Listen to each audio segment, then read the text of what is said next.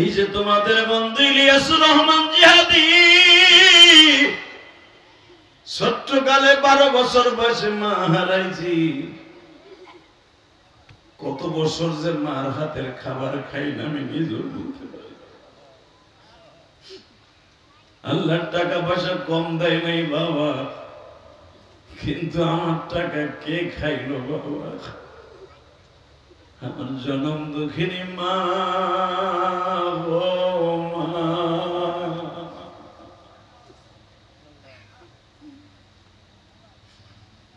মার মতো দরদি যুবক,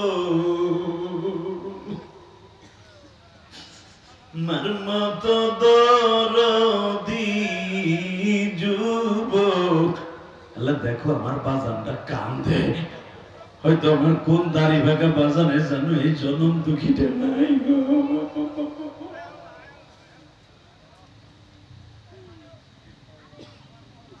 এই নদী থেকে আমার বাজানরা মাছ মারে নিয়ে আমার কাছে যাইতো মা।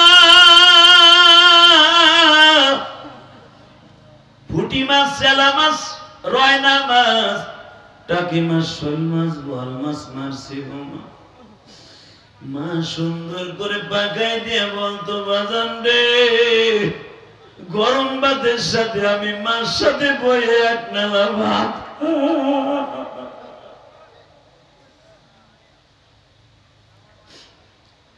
আরে বাজান সেই নদী তো ঠিকই আছে, মাছও মোটামুটি আছে, শুধু ওই দরদি নাই, যেই দরদির দিকে তাকাইলে জাহান্নামের আগুন হারাম হইয়া যায়।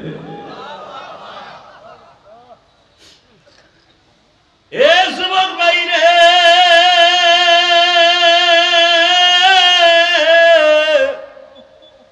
তোমরা যারা প্রবাসী আছো দেখবা, তুমি যেদিন প্রবাস জীবনে গেছিলাম, আর ওই যে ভাই আজকে সে লন্ডনে থাকে বাবা,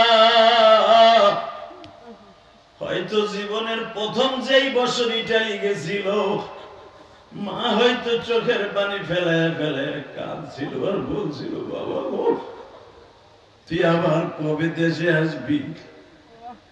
ওই স্মৃতি আর কোনোদিন ভোলা যাবে না। আমার মাও এই যে যেই নদীটা দেখতেছো বাবা, এই নদীর মুখ হলো আমাদের টাকের হাট ফতেপুর, ঠিক না বেটি? এই নদীর মুখই কিন্তু ফতেপুর গেছে বাবা। আমি যখন মাহফিলে আসতেছিলাম গো, এই নদীটার কথা আমার মায়ের কথা মনে পড়ে গেছে। আমি এই জন্য সহজে মায়ের ওয়াজ করতে চাই না গো মা। এই নদীটা দেখে আমার অন্তরে ধাউ ধাউ করে আগুন জ্বলে গেল। এই নদীর মোহনায়, 3 গাঙের মোহনায়, ওই যে ফতেপুর মোহনায় বাবা, আমার মা আমারে এক মালাই নৌকে উঠে দিয়ে, খেওয়া নৌকায় উঠে দিয়ে, খেওয়ার মাঝের 2 টাকা দিয়ে বলছিল তোমার নৌকায় আর কেউ রে তুলবা না, আমার ইলিয়াসকে ওই পার পার করে দিবা, নদীতে অনেক স্রোত হয়তো ডুবে যাইতে পারে, আমার ইলিয়াস নৌকায় বসে কোনো ক্ষতি না হয়, তোমার 2 জনের টাকা দিলাম। বাজান দাউ দাউ করে জ্বলে উঠছে মা গো।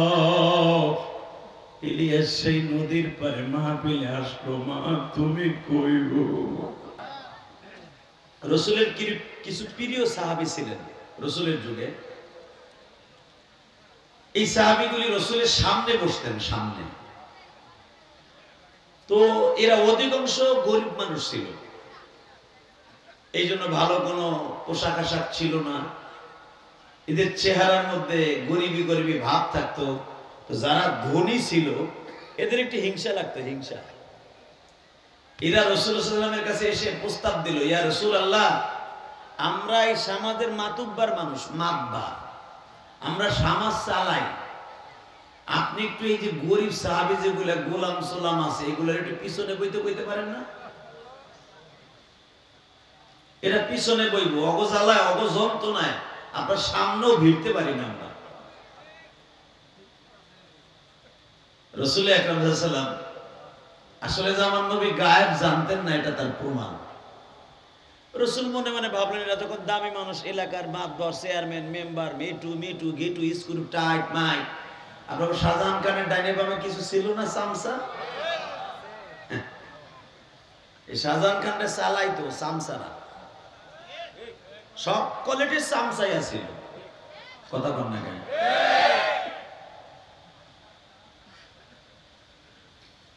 তো ওই জামানায়ও কিছু সাহাবী এমন ছিল, সাহাবীদের সামনে তার এই শব্দ ব্যবহার করা যাবে না, তারা সাহাবী ছিলেন, কিন্তু রসুল তাদের কথা শুই না প্রেমে পড়ে গেলেন। হ্যাঁ ঠিকই তো কইছি, এরা দামি মানুষ, এই গরিব গো যাগো গায়ের থেকে ঘামের গন্ধ আসে, এরা কাঠ কাইটা খায়, বাজারে মূলা বেচে, তরকারি বেচে, খেজুর বেচে, এরা গাজর বেচে, পেঁয়াজ বেচে, এদের শরীর থেকে গন্ধ হয়।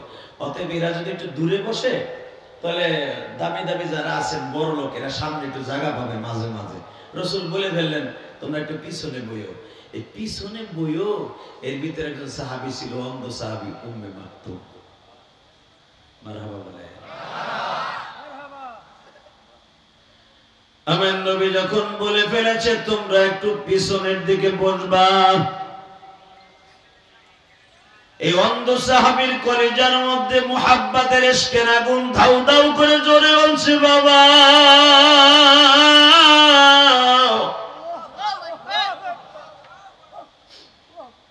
এতদিন আমার নবীর আমি অন্তর চক্ষু দিয়ে সামনে বয়ে বয়ে দেখতাম, নবী আজকে বড় লোকের জন্য আমাদেরকে পিছনে বসতে বললো।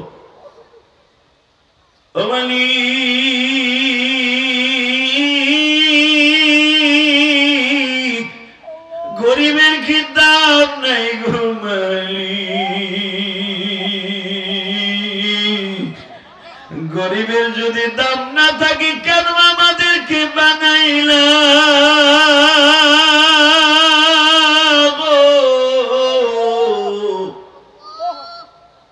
নিজের হাতে মদর তুমি বানায়া,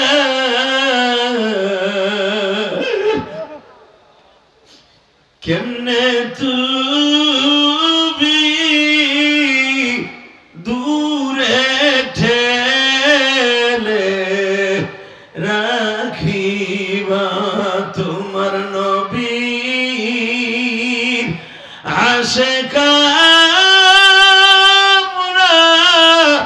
জমিনে, নবীর জন্য জীবন দিব এখনি। বাজান রে উম্মে মাকতুম মসজিদ নববীর খুঁটি ধরে যখন কাঁদে, আমার আল্লাহর কলিজায় ধাউ ধাউ করে আগুন লেগে গেছে গো বাবা।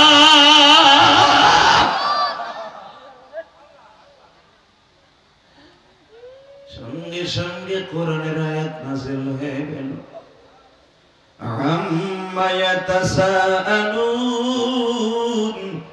আনিন নাবাইল আযীম আবাসা ওয়া তাওয়াল্লা আজাআহুল আ'মা।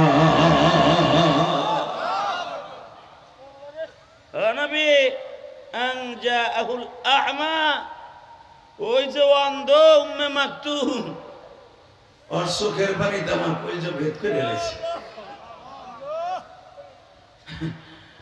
আপনি বড় লোকের সামনে বইতে গেলেন, আর অন্ধ যারা সামনে গাড়িতে গন্ধ কয় এগো দূরে বসতে গেলেন। আপনি কি জানেন ওদের ভালোবাসা কত পিওর? আপনি কি জানেন ওদের ভালোবাসা কত নির্ভেজাল? আমি ওদের ভালোবাসার কারণে আজকে আপনাকে মদিনার ভূখণ্ডে প্রেসিডেন্ট বানিয়ে দিয়েছি। আল্লাহু আকবার জোরে বলতে হবে, আল্লাহু আকবার আরো জোরে বলতে হবে মুসলমানের গোলা। তাহলে বাজান এই গরিব মানুষের যে কি দাম আপনারা নিজেরাও জানেন না। বাংলাদেশে অনেক যারা শিল্পপতি, টাকার মালিক, টাকার গরমে মনে করে গরিব মানুষই না। কথা কন না কেন? এক চাষা আগ করে বইরেছে, কিছু কোন চুপ করে বইরেছে। চাষি ওষুধ খাইছে, আপনার চিন্তা নেই, চিন্তা করতেছে বুড়িরে থুয়েছে, ওষুধ খাইছে না কি মরছে না, ওই চিন্তা বাদ দেন, সব বাদ, নিজের চিন্তা করেন। মারহাবা করেন, আল্লাহু আকবার জোরে বলেন তো। অবজান, আমার নবী এমন একজন মানুষ ছিলেন, জীবনে কোনদিন পেটটা মেরে খায় নাই, উম্মতের চিন্তায় খায় নাই। সেই মানুষটা যখন কইছে বড় লোকরা সামনে বসবে, আল্লাহর মাইন্ডে লেগে গেছে। এই ফ্যানটা আমার দিকে একটু ঘুরাই দাও না, হালকা, আবার বেশি দিলে শীষ দেবে মধ্যে। তোর মাইক ভালো, আওয়াজটা আর একটু টন বেশ বাড়া। না না, বেশি হয়ে গেছে। হ্যাঁ ঠিক আছে, মারহাবা বলেন, আল্লাহু আকবার জোরে বলেন তো। জীবন যা কার থাক সব মেনে নিব, আমার নবীকে অপমান করলে জায়গায় পিটে লাগবে। রাজি আছেন না নাই? কে কে রাজি আছেন? দেখে লাগে হাত সামনে রাখেন।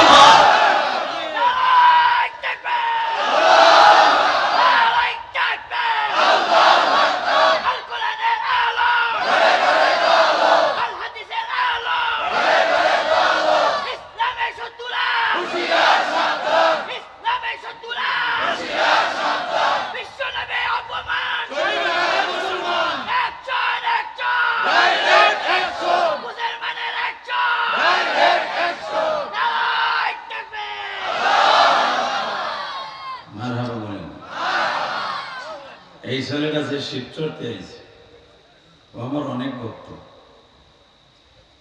ওর ভিতরে রসুলের এশকটা বেশি। আল্লাহ, এই যারা দাঁড়ায় আছেন আল্লাহর ওলিরা, এই যে মোটর সাইকেল গুলা সরাইয়া তোমরা এখানে বহো, যারা এখানে বইবা টাটকা একবারে ফরমালিন সারা দোয়া বইবা। আর মগার মতো যেটা খারাই থাকবা, ওই পানির পানি তারপর মগা হয়নি খারাই গেছে, ওখানে যে টিউবওয়েলের কলের পানি বেটা বাটপার গুলি পানির মধ্যে খারাই থাকবে, তোর বইব না, উঠ না যাবে। এই কোনায় বসো, মোটর সাইকেল এখানে বসো, যে বসবা দোয়া নিবা, যে খুব 1 মিনিটের ভিতর বসবি তুই বিদেশ যেতে পারবি, ইটালি যেতে পারবি, ইটালি গ্রিন কার্ড পাবি, বয়া নেব। এরপরে খারাপ কিছু দেখে ইটালির লোক দিলাম, তাও খারাপ গেছে। আল্লাহ আলহামদুলিল্লাহ বলেন। রাগ করতেছেন বাবা? রাগ করেন না, ওয়াজের মাঠে বসলে অনেক কিছু বলতে হয়। বর্তমান দেখবেন যুব সমাজ এরা ভালো কাজের মধ্যে বেশি আগায় আসে, আলহামদুলিল্লাহ। কারণ যুবকরা এখন আলহামদুলিল্লাহ গান বাদ্য কম শোনে, ওয়াজ গজল এইগুলো বেশি শুনে। যুবকদের মধ্যে অনেক পরিবর্তন আসছে আলহামদুলিল্লাহ, আল্লাহ শুকর। আর এই যে সম অধিকার নামে যে আন্দোলনটা হয়েছে 5ই আগস্টে, আওয়ামী লীগ সরকারের পতন হয়েছে, এটার জন্য বেশিরভাগ সিংহভাগ এই আন্দোলনের পিছনে রক্ত দিয়েছে, জান দিয়েছে, মাল দিয়েছে আমার এই যুবক ভাইরা। তাহলে বোঝা গেল বাংলাদেশে যেই সরকারই বসুক এদেরকে মাইনাস করে আর ক্ষমতা থাকা যাবে না। আল্লাহ পাকের হাজারো শুকর, দোয়া করি আমার যুবক ভাইদেরকে যেন আল্লাহ 5 ওয়াক্ত নামাজি বানায় দেয়, এদেরকে যেন মা বাবার খেদমতগার বানায় দেয়। জোরে কোন আমিন, আরো জোরে। বাজান, যুব সমাজ যদি মা বাবার খেদমত করে এরা ডাইরেক্ট জান্নাতে যাবে। এখানে এমনও বাবা আছে, অনেকে মনে করেন, মনে মনে ভাবেন, আরে আমার আজকে যদি মা বাইসে থাকতো মারে প্রাণ দিয়ে ভালোবাসতাম, কিন্তু ওই দরদি এখন নাই। এখন ইচ্ছা করলেও কিন্তু আপনি ওই দরদিরে পাবেন না।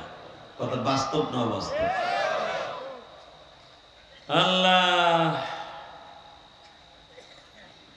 দেখা যাক আজকের আয়াত কিন্তু তেলাওয়াত কিন্তু আয়াতের মধ্যে আল্লাহ কি সুন্দর সুন্দর কথা বলেছেন। আমি আগে তেলাওয়াত করি, হ্যাঁ, আপনার তেলাওয়াত শোনার পরে আমার সাথে সাথে আওয়াজ দিবেন। এখানে আসার পরে মাহফিল কমিটির একটা আবদার আছে, মা বাবা নিয়ে ওয়াজ করতে হবে। আসলে যেখানেই যাই শুধু মা বাবার ওয়াজ আমারই করতে পারে। আমি যে মা বাবার ওয়াজটা করবো কোন, আমারই তো মা নাই। এই মায়ের ওয়াজ করতে গেলেই তো আমি পরের দিন আর ওয়াজ করতে পারি না, বুক মুখ ব্যথা হয়ে যায়। কারণ আমার নবীও যখন মা বাবার ওয়াজ করতে যাইতেন, আমার নবী পরের দিন আর ঠিক মতো কথা বলতে পারতেন না।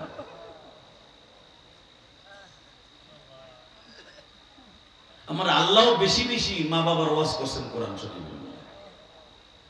মুসা পয়গম্বর আল্লাহর কাছে জিজ্ঞেস করেছেন, আল্লাহ আমি তোমার কাছে একটা কথা জিজ্ঞেস করি, আমি জানি তুমি কিছু খাও না, খাইলে কি খাইতা? আল্লাহ বলেন, মুসা আর কিছু পাইলি না প্রশ্ন, কি খাইতাম এই রিজিকেই নাই। কোন আল্লাহ কি খাইতা? খাইতাম দুধ খাইতাম। তো আল্লাহ ধরে বলো, আমি গরু ছাগলের না ভেড়া দুম্বার দুধ খাইতাম। মুসা আলাইহিস সালাম প্রশ্ন করা শুরু করলেন, দুধ খাইতা? মধুতে তোমার কি আসছে?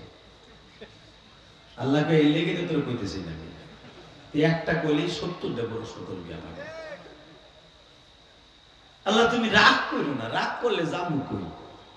ঠিক না ভাই? ঠিক। দেখবেন মওলারে যারা বেশি ভালোবাসে, মওলার সাথে যাদের একটু প্রেম প্রীতি বেশি, এরা মওলারে জ্বালায় বেশি। কথা বল না কেন? আরো জোরে বল। মুসা আলাইহিস সালাম আল্লাহর সাথে প্রেম করতেন একবারে ফরমালিন ছাড়া। যখন তখন চোখটা বন্ধ করে আল্লাহরে প্রশ্ন করা শুরু করে দিতেন।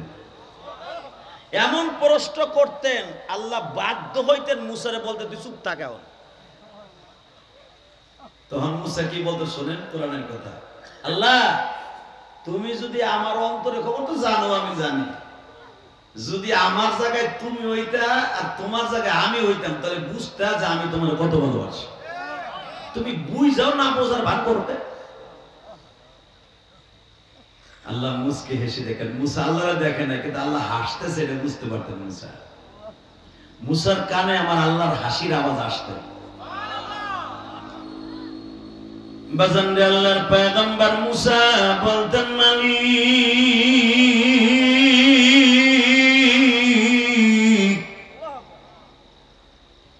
তুমি যদি মুসার জায়গায় হইতার, আমি মুসা তোমার জায়গায় হইতাম, আমি তোমারে বুঝাই দিতাম গো,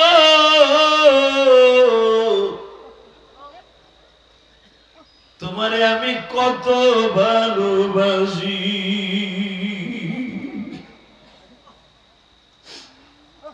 মুসা তুই আমার অনেক ভালোবাসিস না? হ্যাঁ, অনেক ভালোবাসোস। হ্যাঁ মুসা, আগামীকালকা বাইতুল জালাল পাহাড়ের পাশ দিয়া তুর পাহাড়ে একটা ক্যানেল চলে গেছে, ওইখান দিয়ে একটু দাওয়াত ও তাবলীগের কাজে যাস। মারহাবা কর। আরো জোরে কর। মন খারাপ? চাচা বাগুন বেচার মতো বইছেন কে? দিলটারে শান্ত কর, এটা জান্নাতের মাঠ, এটা জান্নাতের বাগান। আল্লাহু আকবার জোরে বলতে হবে। হে মুসা, বাইতুল জালাল পাহাড়ে যাইস, তুর পাহাড়ের ক্যানেলে। মুসা আলাইহিস সালাম যায় দেয়, আল্লাহ যাইতে কইছে গেছে, যায় দেখে হায় হায় হয় যে মুসার মেজাজ গরম হয়ে গেছে। কে? এক যুবক একটা ছাগলের বাচ্চারে ধইরা মাথার মধ্যে চুমায়, শিঙের মধ্যে চুমায়, দুই গালে চুমা দেয়, নাহের মধ্যে জিব্বে দেয়, আবার হেডারে কোলের মধ্যে নিয়ে আদর করে, আবার সেলুনে দিয়ে আশ্রয় দেয়, আর কয়, ও ছাগল তোর মতো যদি আমার মওলা হইতো।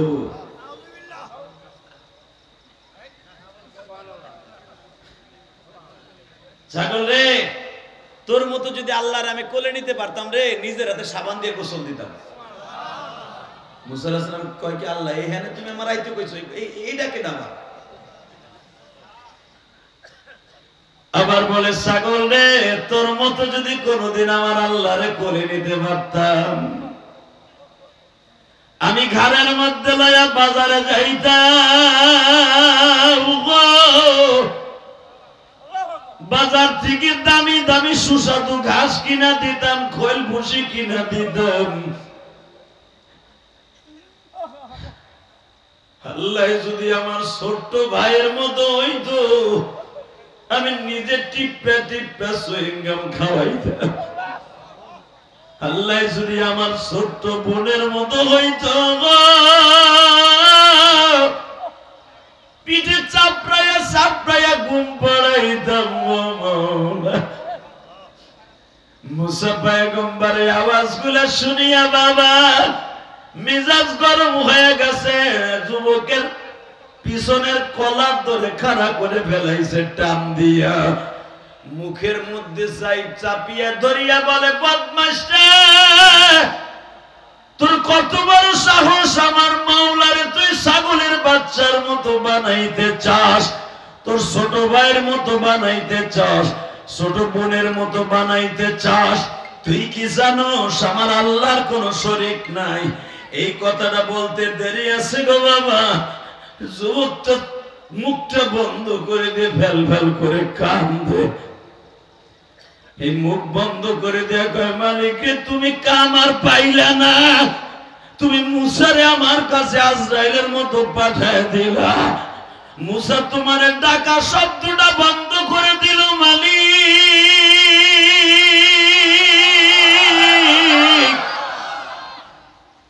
তুমি আর কোনো খাইয়ে কাম পাইলা না, মুসারে আমার কাছে পাঠাইলা। যুবকটা যখন আল্লাহ শব্দ এই সমস্ত প্রেম প্রীতির আওয়াজ বন্ধ করে দিছে, যুবকটা কাঁদতে কাঁদতে পাহাড়ের মধ্যে চলে গেছে, জালালাবাদের পাহাড়ে। 5 মিনিট পরে আল্লাহ ওহী দিয়ে পাঠিয়ে দিয়েছে, মুসা তোরে কি আমি পাঠাইছি আল্লাহর থেকে বান্দারে দূরে রাখার লেগে? আস্তাগফিরুল্লাহ, আল্লাহ কি কও, আমি বান্দার থেকে তোমার দূরে সরাইলাম কেমনে? হে মুসা, কয়েকটা প্রশ্নের উত্তর দিবি। বান্দা কতটুকু ভালোবাসলে আল্লাহর এই কথা বলতে পারে, তুই যদি আমার ছোট ভাইয়ের মতো হইতে তুই কোলে নিতাম। কত ভালোবাসতে বান্দায় বলতে পারে, তুই যদি আমার ছোট বোনের মতো হইতি, তোর বালিশে শোয়াইয়া পিঠে চাপুর দিয়ে দিয়ে ঘুম পড়াইতাম, সারা রাত তোর কোলের মধ্যে রাখতাম। মুসার আর বুঝতে বাকি নেই, আল্লাহ বলে দিলেন, হে মুসা, ওই পাগলকে যদি আবার ওই জায়গায় না বসাইয়া আমার সাথে প্রেম করার সুযোগ করে না দাস, নবুয়তির দপ্তর থেকে নাম কাটা। মুসা পাগলের মতো দৌড়াইতেছে, এখন কানবেন, চোখ ভরা পানি দেখার জন্য আল্লাহ বইয়ে রয়েছে।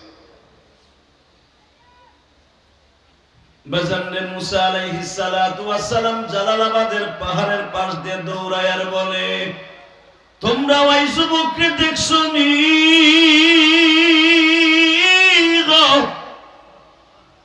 সবাই বলে, কোন যুবক?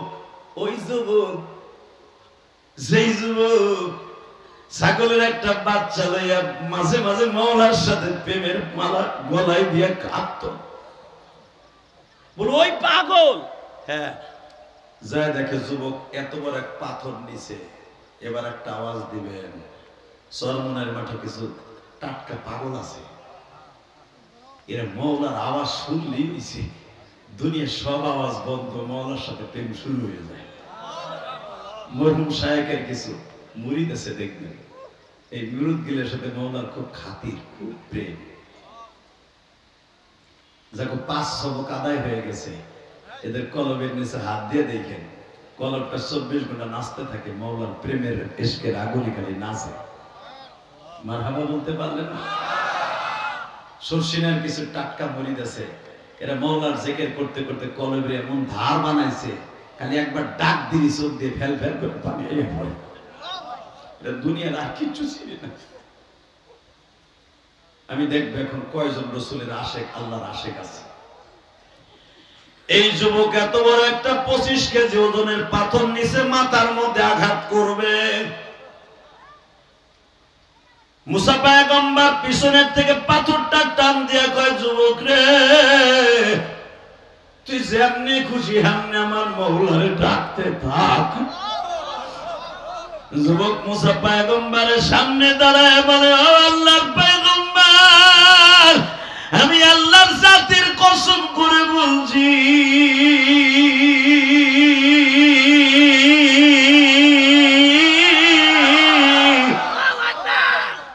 আমি আমার মাওলারে কত ভালোবাসি, মাওলা ছাড়া যাবে না।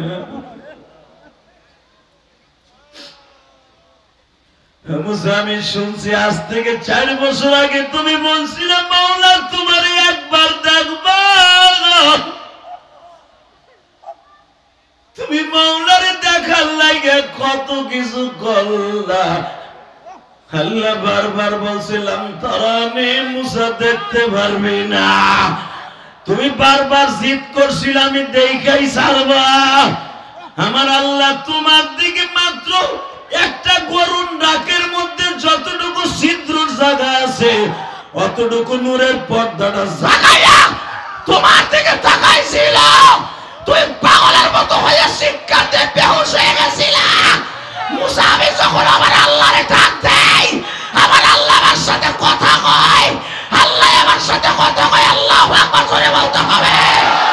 রাত্রে যখন ঘুমায়া থাকে মুসা, মৌলায় আমার কপালে হাত দিয়ে জিজ্ঞেস করে আব্দুল্লাহ কেমন হলো। যখন আমার মৌলা আমার রাত ৩টার সময় ঘুম থেকে জাগাইয়া বলে আব্দুল্লাহ এখন উঠিয়া যা, আমি মৌলা একা একা বইয়া রয়েছি প্রেমের ও আমার মাদারীপুরের কলিজার টুকরা ভাইরা, বাহাদুরপুরের ওয়ানের ভাইরা, চোখের পানি দিয়ে আমার মৌলারে বুঝায় কম আমি জীবনে কত গুনাহ করছি, গুনার হিসাব দিয়ে জীবনে মাপ পাবো না।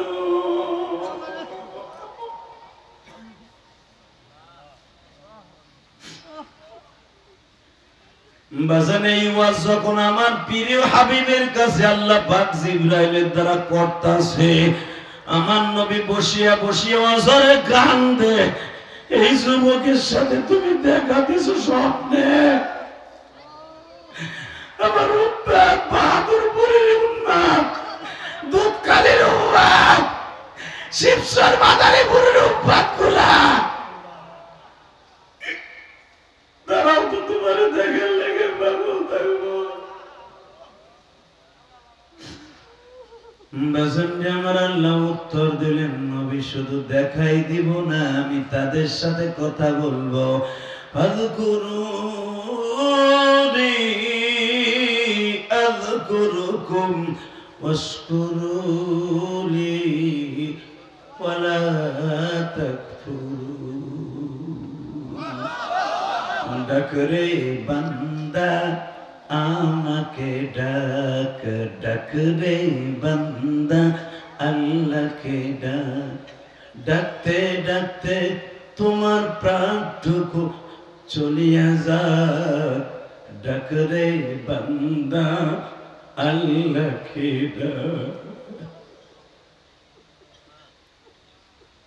আমার নবী তা তো বুঝ নেয় না, ওই বনি ইসরায়েলের উম্মতের সাথে তুমি স্বপ্নে কথা কইতা। আল্লাহ তলে তো ঈসা নবীর উম্মতের দাম বেশি, মুসার উম্মত গুলা আমার উম্মতের থেকে দামি হয়ে গেল। বাবা এখন একটা মৌলারে ডাক দিও, যুবক বাইরে, ওই 28 বছরের যুবক যদি মৌলারে ডাক দিয়ে বন্ধু বানাইতে পারে গো, তুমি এখন মাদারীপুর থেকে আমার মৌলারে জোরে একটা খেইসা ডাক দিবা। আমার আল্লাহ নবীর কাছে বলে, নবী গো, মুসা নবীর ওই উম্মতের সারা জীবনের আমল যদি এক পালায় দেয়া হয়, মাদারীপুরে একটা অটো রিকশা চালানেওয়ালা সরমনার একটা মুরিদ, শর্ষিনার মুরিদ, দাওয়াত ও তাবলীগের একজন পাগলের যদি এক রাতের টাকার আমল এক পালায় দেয়া হয়, ওই আব্দুল্লাহর সারা জীবনের নেক আমল গুলো একদিনের আমলের কাছে তুচ্ছ হয়ে যাবে। বাজান এখন আমার মওলার হাত দুটো আসমানের দিকে দিয়া, আসমানের দিকে দিয়া আমার আল্লাহরে জোরে একটা ডাক দিও বাবা। আল্লাহকে দেখায়া দিবা, মালিক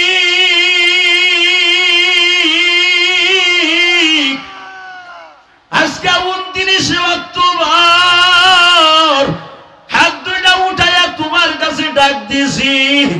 29 অক্টোবর আমার আল্লাহরে জোরে একটা ডাক দাও, ডাক দাও, ডাক দাও।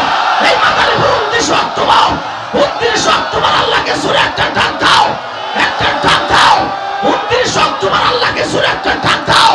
মাদারীপুরের জমিনে, বাহাদুরপুরি নোয়ানে আল্লাহকে দেখাইয়া দাও। আল্লাহ তুমি মাফ করে দাও বান্দারে, নিজের হাতে বানায়াছিলা মোদেরকে, নিজের হাতে বানায়াছি মোদেরকে। আল্লাহ তোমার এই পাগলদেরকে মাফ করে দাও, জোরে করে আমিন। আরো জোরে করে আমিন। বাদান এবার আমার দিকে তাকান। এই মুসা আল্লাহকে জিজ্ঞেস করে, আল্লাহ তোমার সাথে প্রেম করার যুবক অনেক পাইলাম, কিন্তু আমার সাথে প্রেম করে আমার সাথে জান্নাতে থাকবে এমন একটা যুবকের নাম আমি চাই। আল্লাহ পাক বলেন, মুসা রে, তোর সাথে প্রেম করে জান্নাতে থাকবে এক জান্নাতে, ওই যুবকের দেখতে চাস? তাহলে যায় দেখ, অমুক বাজারে অমুক জায়গায় যায় দেখবি আমার এক পাগল গোশতের ব্যবসা করে, কষাই। মায়ের রস করতে কইছেন, বাবা রস করে, শোনেন মারহাবা বলেন। কষ্ট হইতেছে, ক্ষুধা লাগছে, পাইতে যে খাইয়ে নেবে। আর যদি জান্নাতে যে খান তাও ভালো, আলহামদুলিল্লাহ বলেন। মুসা, অমুক বাজারে যায় দেখ, তোর সাথে জান্নাতে থাকবে বন্ধুত্ব করার লেগে। সুবহানাল্লাহ, সুবহানাল্লাহ। মুসা আলাইহিস সালাম কয়, আমার ওই বন্ধুরে না দেখতে পারবো না। যাই দেখে আল্লাহর বান্দা ছোট্ট ছোট্ট গোস্তের টুকরাগুলো ব্যাগের মধ্যে আলাদা রাখে, বাকিগুলো বিক্রি করে। বিক্রি করে গোস্তগুলো একটা ব্যাগের মধ্যে করে বাইতে গেছে। মুসা আলাইহিস সালাম শব্দ বিষয় লোকটার পিছনে পিছনে গেছে। মুসা আলাইহিস সালাম বলে, ভাই জীবনে কি কোনোদিন তোমার জীবনে ভালো কাজ আছে? আমার জীবনে ভালো কাজ একটাই আছে, তুমি যদি দেখতে চাও তাহলে আমার বাড়িতে মেহমান হইতে পারো। সুবহানাল্লাহ, বাইতে যে কই মুসা পয়গম্বর বলে, আমিও তো এটা চাই। আল্লাহ যুবক জিজ্ঞেস করে, তোমার চেহারার মধ্যে মুসা পয়গম্বরের চেহারার রূপ আছে, কিন্তু আমরা তো বিশ্বাস করতে পারি না যে মুসার মতো পয়গম্বর আমার বাড়িতে।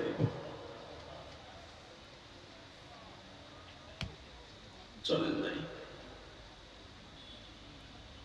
তুমি ভালো কাজ কি করো আমার একটু দেখাও না। এই যে দেখেন আমি একটা ভালো কাজ করতেছি, এই যে আমি গোশতগুলো নিয়ে আসছি, নিজের হাতে পাকাবো, নিজের হাতে রুটি বানাবো।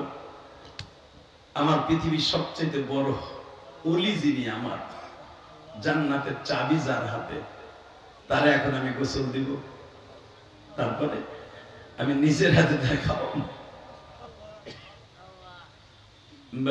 মুসা আলাইহিস সালাতু ওয়াস সালাম ওই যুবকের বারান্দার চকিতে বয়ে বয়ে দেখে, এমন কলিজার টুকরা যুবক বাইরে রে, যদি জান্নাতে যাইতে চাও মা বাবাকে একবারে বন্ধু বান্ধবী বানাই এলো। এই যে তোমাদের বন্ধু ইলিয়াসুর রহমান জিহাদি, ছোট্টকালে 12 বছর বয়সে মা হারাইছি। কত বছর যে মার হাতের খাবার খাই না আমি নিজেও বলতে পারি। আল্লাহর টাকা পয়সা কম দেয় নাই বাবা, কিন্তু আমার টাকা কে খাইলো বাবা? আমার জনম দুঃখিনী মা, ও মা।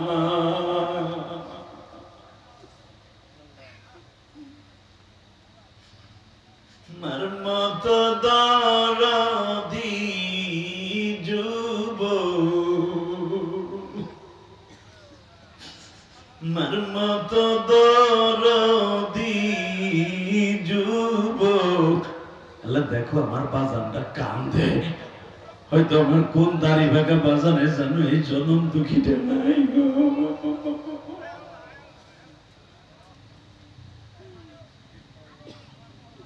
এই নদী থেকে আমার বাজানরা মাছ মারে নিয়ে আমার কাছে যাইতো মা। পুঁটি মাছ, চেলা মাছ, রয়না মাছ, টাকি মাছ, শোল মাছ, বোয়াল মাছ মারছি গো মা। মা সুন্দর করে পাকাই দিয়ে বলতো, বাজান রে, গরম ভাতের সাথে আমি মার সাথে বয়ে এক নালা ভাত।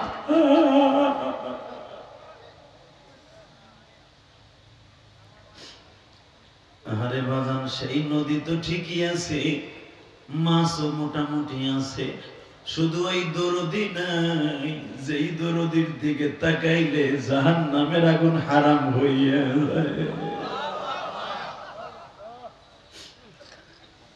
এ যুবক ভাইরে,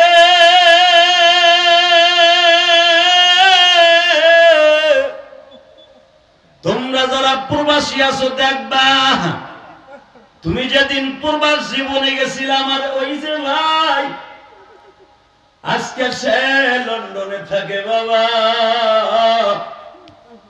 হয়তো জীবনের প্রথম যেই বছর ইটালি গেছিল, মা হয়তো চোখের পানি ফেলে ফেলে কাঁদছিল আর বলছিল, বাবা গো তুই আবার কবে দেশে আসবি?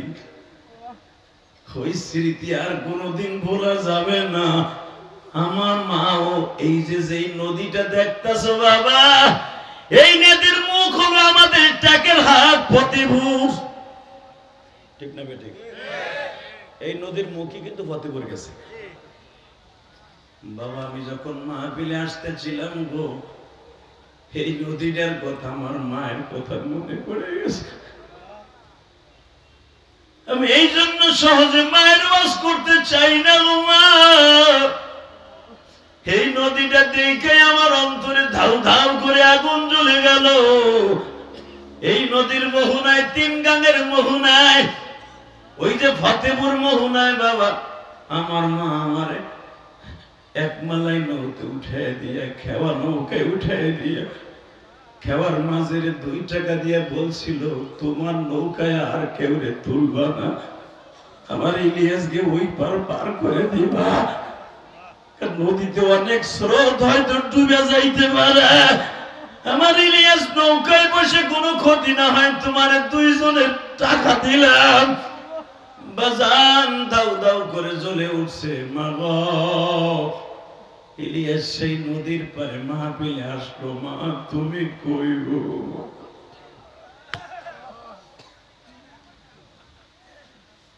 আমার মাদারীপুরে কলিজার টুকরা ভাইরা, তুমি যদি তোমার মায়ের কথা মনে করে কাঁদো, তোমার সন্তান একদিন তোমার কথা মনে করে কাঁদবে, ঠিক না বেটি? জোরে কর, আরো জোরে। আজকে অনেক যুবক আছে বিদেশ যাইয়া প্রবাসী হইয়া বোন নামে অ্যাকাউন্ট করে, মা বাবার এক দাবার থাকায় না, আছে না নাই? মা বাবার ঠিক মতো ভাতও দেয় না। তোর পাও 2টা ধরছি ভাই, মারে কান্দাইস না। এই দুঃখিনীটা কানতে কানতেই তার জীবনটা শেষ। তুই যখন পেটে আসছস তখন কানছে, তুই যখন দুনিয়া আসবি তখন কানছে, তুই যখন দুধ পাস না মার জন্য কান্দোস, তখনও তোর কান্না দেখে তোর মা কানছে, ঠিক না? জোরে কর। এই দরদিরে আর কান্দাইস না। এই দরদিরে যত কান্দাবি তুই কবরে তত কান্দবি। রসুলের যুগে একজন মায়ের ভক্ত, একজন তাবেঈ ছিল রসুলের যুগে। রসুলকে সে দেখে নাই, নাম ছিল তার ওয়াইস কুরুনি। কি নাম? কি আপনার মন খারাপ? নামটা মোহাব্বতে নেন তো। নাম কি? ওয়াইস কুরুনি। পাগলের নাম শোনেন নাই? এ কি আপনার আমার মতো টাকার পাগল? এ 3টা জিনিসের পাগল ছিল। কয়টা? জোরে কর। কয়টা? 1 নম্বরে ছিল মওলার পাগল, 2 নম্বরে ছিল আমার নবীর পাগল, 3 নম্বরে ছিল মায়ের পাগল। মারহাবা কর। এখন দিলটা নরম করবেন, চোখে 1 ফোঁটা পানি আনবেন। কে কইছে আপনার গুনাহ মাফ হইব না? আমি ওয়াদা করে গেলাম আপনার গুনাহ আজকে মাফ, আপনার মায়ের গুনাহ মাফ, আপনার বাবার গুনাহ মাফ। একে বলা হয়তো ওয়াইস জিল কারনি। ওয়াইস জিল কারনি কুরুন শহরে বাড়ি ছিল। ইয়ামানের একটা জেলার নাম কুরুন। এই কুরুন শহরে বাড়ি ছিল ওয়াইস কুরুনি। হঠাৎ করে আমার বিশ্বনবী অসুস্থ হয়ে যাওয়ার সময়, মৃত্যুর সময় বলে দিয়ে যায়, ওমর কোথায়? ইয়া রাসূলুল্লাহ। আমার আলী কোথায়? ইয়া রাসূলুল্লাহ। আমার একটা জামা রেখে দিয়েছিলাম, এই জামাটা যদি পারো ওয়াইস কুরুনি নামে পাগলাটার কাছে পৌঁছে দিও। আসলে আপনাকে কষ্ট হয়ে গেছে, কষ্ট হয় নাই? আরে আমার নবীর জামা রে বাবা, আমি আবার বলবো, যদি ওয়াইস করুনির সাথে জান্নাতে যেতে চান, আওয়াজটা দিবি না তো মিষ্টি সুরে, যেন ওয়াইস করুনি কিয়ামতের মাঠে আশিকে রাসূল হিসেবে আপনাকে আমাকে চিনতে পারে। ওয়াইস করুনি বলতেছে, আমার বিশ্বনবী বললেন, এই আমার এই জুব্বাটা আমি ধুই নাই, এটারে আমার ওয়াইজের কাছে পৌঁছে দিও। সুবহানাল্লাহ, সুবহানাল্লাহ। হালাকে নবীর জামাই আলী সামনে দাঁড়ানো, নবীর প্রিয় সাহাবী যিনি শ্বশুর হযরত ওমর সেও পাশে দাঁড়ানো, আবু বকর যে আমার নবীর বাল্য বন্ধু, কত কিছু আবু বকর দিছে, আবু বকরের একটা জামা দিয়ে যায় না। হালাকে কোন দিন ওয়াইস মদিনায় আসে নাই, তারে জামা দিতে পারে। বিশ্বনবীর এই কথা শুনে আলী মনে মনে একটু গোসা করলেন, ওমরও গোসা করলেন, ইয়া রাসূলুল্লাহ আপনার জামাকে আমরা পাওয়ার অধিকার রাখি না। নবী বললেন, তোমাদের জন্য তো আমার জীবনটাই হাজির ছিল, কিন্তু যেই লোকটা তার জীবনটা আমার লেগে হাজির ছিল, আমি তো আর তার কিছু দিয়ে যেতে পারলাম না, আমার এই জামাটা দিয়ে গেলাম।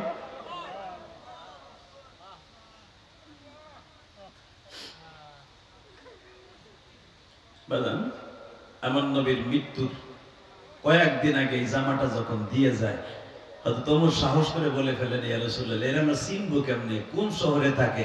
এটা তো ফেসবুকের যুগ না, ইন্টারনেটের যুগ না যে তালাশ করে বাইরে করেন যাবো। মোবাইল সিম না, কোন জায়গায় কোন নেটওয়ার্কে আছে, সরমুরগে আছে না মাদারীপুর আছে না শিবচর আছে না শেখেশ্বরের ব্রিজের নিচে আছে না হবিগঞ্জের ব্রিজের নিচে আছে, মোবাইলে টেকিং করলে পাওয়া যাবে। ঠিক না বেঠিক? ওই যুগে তো পাওয়াই মুশকিল। ইয়া রাসূলুল্লাহ তার চিনবো কেমনে, আমাকে চিনার সিমটমটা কি? রাসূল বললেন, ওই পাগলা পাহাড়েই থাকবো, এবং আমার বিশ্বাস আমার ইন্তেকালের পরে সে হজে আসবে। আমি রোজা করব, আল্লাহুম্মা আমিন। আপনাদের কোনো আওয়াজ নাই, কিছু নাই, ওয়াজ 1 ঘন্টা হয়ে গেছে, আওয়াজ হইবে এবার বাজান, বলেন আল্লাহু আকবার, লিল্লাহি তাকবীর। আল্লাহ দেখো তোমার পাগলগুলো তোমারে কত বড় করছে, আল্লাহু আকবার মানে তুমি সবচেয়ে বড়। যারা তোমার বড় করছে এদেরকে মৃত্যুর সময় বড় করে কবরে নিয়ে যায়। বাবা জান, আজকে ভারতে একজন যাযাবর আকাড়া মুদির দেশে, তাকে একজন ইমাম সাহেব অগ একজন যাযাবর অগদেশের একজন পুরোহিত আমার বিশ্ব নবীর বলছে, নবী মুহাম্মদ চরিত্রহীন। যদি ও বাংলাদেশে কোনোদিন আসে, ওরে মারতে মারতে দুনিয়া ছাড়া করবো। ওলামা একরাম রাজি আছেন না নাই? ভারত সরকারকে বলবো, আপনার ওই পুরোহিতকে খুব তাড়াতাড়ি ফাঁসির মঞ্চে ঝুলান। আপনি ভুলে যাবেন না, আপনার এই দেশে মাহমুদ গাজনবী 17 বার বিজয় লাভ করছে। আপনি ভুলে যাবেন না, আপনার এই দেশে গুজরাত আহমদ আর মোহাম্মদের জন্ম হয়েছে। আপনি ভুলে যাবেন না, এই দেশে জন্ম নিয়েছে হুসাইন আহমদ মাদানি। আপনি ভুলে যাবেন না, ওই দেশে জন্ম নিয়েছে হাজী ইমদাদুল্লাহ মহাজের মক্কি। ওই দেশে আমার নবীরে গালি দিবে, তোমার দেশের মুসলমান মেনে নিতে পারে, বাংলার মুসলমান মেনে নিতে পারে না। যদি কখনো দরকার হয় লং মার্চ করে হলো ভারতের প্রতিবাদের স্বর উঠাবে, কে কে রাজি আছে আল্লাহকে তো হাত তুলে খেয়ে দাও।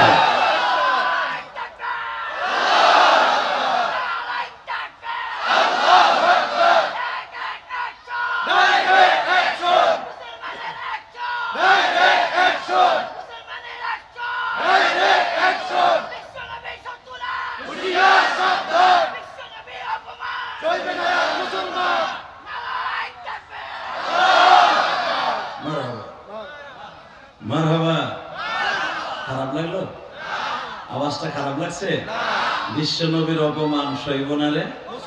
এই যে কথাটা বলছেন না, ওয়াইস করুনির সাথে জান্নাত হইলে হইতেও পারে ইনশাআল্লাহ, বলেন তো। বিশ্ব নবী হযরত ওমর বললেন, ইয়া রাসূলুল্লাহ চিনবো কেমনে? নবী বলেন, তারে পাহাড়েই পাবা। এবং আমি বিশ্ব নবী বলে গেলাম, ওয়াইজে পাওয়ার জন্য সুন্দর একটা সিম্পটম হলো আমার ইন্তেকালের পরে সে হজে আসবে।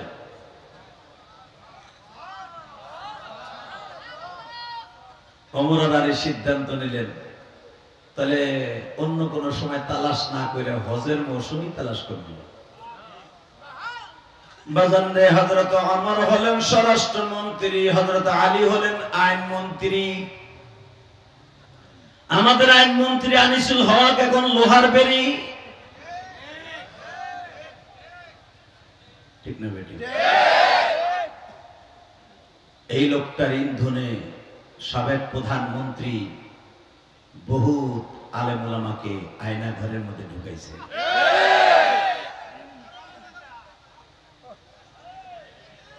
আল্লাহ আছে না নাই? আছে। বিশ্বাস হয়? তোমরাও আইনমন্ত্রী, হযরত আলীও আইনমন্ত্রী। আইনমন্ত্রী হযরত আলী আর স্বরাষ্ট্রমন্ত্রী হযরত ওমর, প্রধানমন্ত্রী আবু বকর, খাদ্যমন্ত্রী হযরত ওসমান গনি, তালহা ইবনে জুবায়ের ত্রাণমন্ত্রী। আল্লাহু আকবার। স্বরাষ্ট্রমন্ত্রী আর আইনমন্ত্রী নসির নবীর জুব্বা ঘাড়ে লইয়া ঘুরতাছে আরাফার মাঠে। হঠাৎ করে হযরত ওমর বললেন, আরাফার মাঠে আপনারা যে 4500 হাজী হজে আসছেন, এর মধ্যে ইয়ামানের মধ্যে কতজন আছেন? স্বরাষ্ট্রমন্ত্রী যদি বলে কতজন আছেন ইয়ামানের, কারো বাপের ক্ষমতা আছে না জায়গা না? হাত তুলছে 20 থেকে 25 জন, 120 জনের মধ্যে হাত তুলে বলে আমরা ইয়ামান থেকে আসছি। হ্যাঁ সুবহানাল্লাহ, বাইতে যায়। কি অবস্থায় বললাম আজকে? রেডি? আওয়াজ হবে তো ইনশাআল্লাহ? হজে যাওয়ার নিয়ত আছে তো? তাহলে বোঝা গেল ওই জামানায় হাজার হাজার মুসলমান হজ করছে। 4500 হাজির মধ্যে জিজ্ঞেস করে ইয়ামানের কয়জন? 120 জন হাত তুলছে। বলছে কুরুন শহরের কয়জন আছে? 2 জন।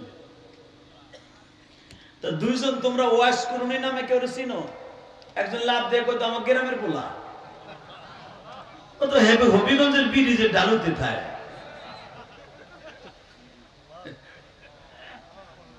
আবার উল্টা পাল্টা বুঝুন, হবিগঞ্জ হয়ে না ছিল বুঝানোর লেগে কইলাম ও তো আমাকে হবিগঞ্জের ওই সিপের মধ্যে থাকতো, ও তো একটা পাগল।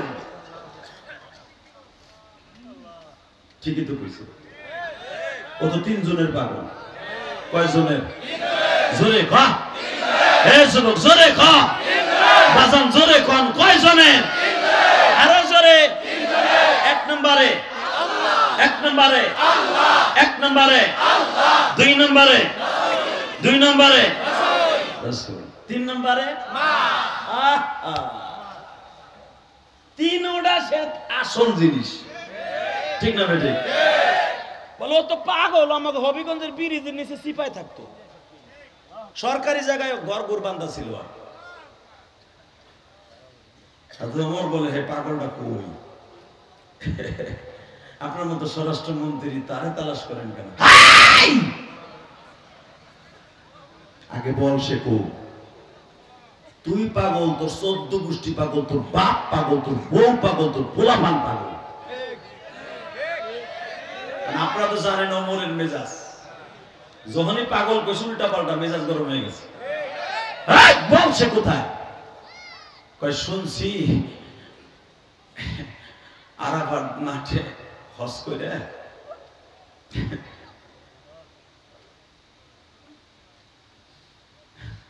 5 দিন হজের রকম শেষ করে সে চলে যাওয়ার কথা, জানি না হে গেছে না আছে। ওমর বলে তারে খুব দরকার। বাজানে খুঁজতে খুঁজতে খুঁজতে খুঁজতে আবার মক্কায় কাবা ঘরের সামনে আসছে। হযরত ওমর থেকে হাদিস কেন বর্ণনা জিজ্ঞাসা করলেন, এখানে কোন পাগল দেখছো নি? ওই সময় ইমাম সাহেব বলে, খলিফাতুল মুসলিমিন, একজন পাগল এই কাবা হাতিমের মধ্যে হাত দুটা উঠাইয়া গলা কাটা মুরগির মতো পাগলের মতো ইয়া রাসূলুল্লাহ রাসূলুল্লাহ বলে চিৎকার মারছে। নবী কোন জায়গায় বসে আপনি মিরাজে গেছিলেন গো নবী?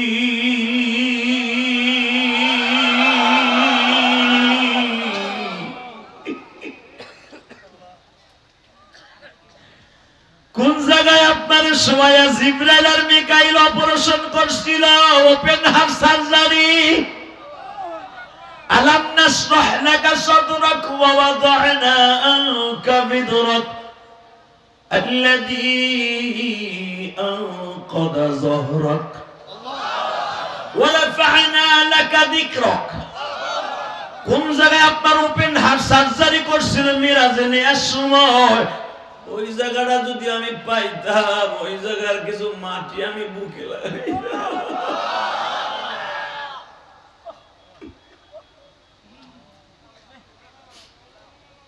এই কথাগুলা বলছে।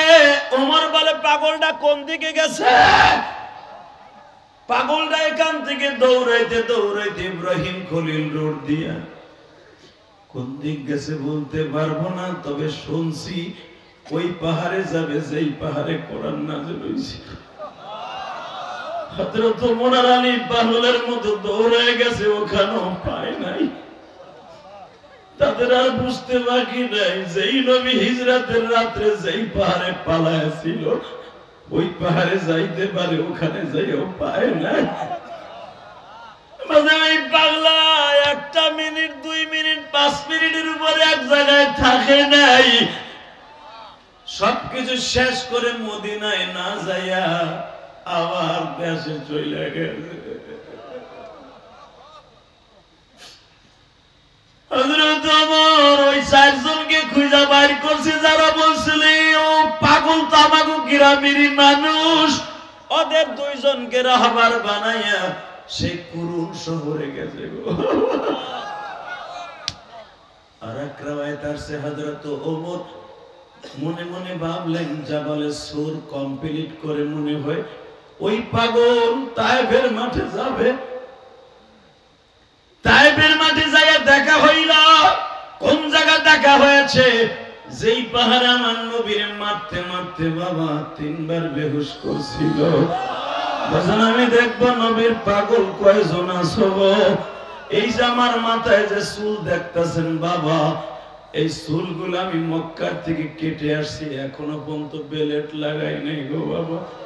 এই সপ্তাহ 2 সপ্তাহ আগে আমি মক্কায় ছিলাম, রাসূলের রওজার কাছ থেকে বিদায় নিয়ে আসি এই বাবা মাহফিল শুরু করে দিছি গো বাবা।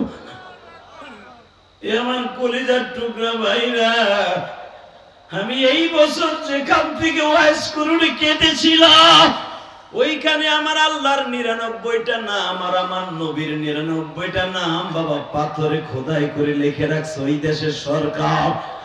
ওইখান থেকে বাজার নবীরে মারতে মারতে মারতে মারতে মারতে মারতে আদাসের বাগান পর্যন্ত আনছে, প্রায় 1/2 কিলোমিটার মারতে মারতে আছে।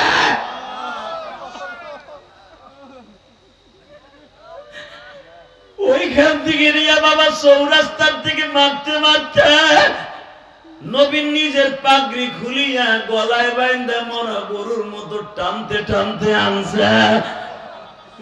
ওই জায়গার থেকে এই জায়গার দূরত্ব প্রায় 1/2 কিলোমিটার। নবী গলার মধ্যে হাত দিয়ে বলে তাইবের ছেলেরা, আমার নিঃশ্বাসটা বন্ধ হয়ে যায়, আমার বাড়ি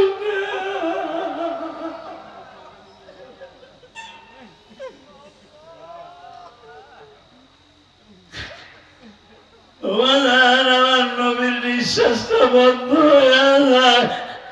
নবীর চেহারাটা লাল হয়ে গেছে। ও আমার যুবক ভাইরা,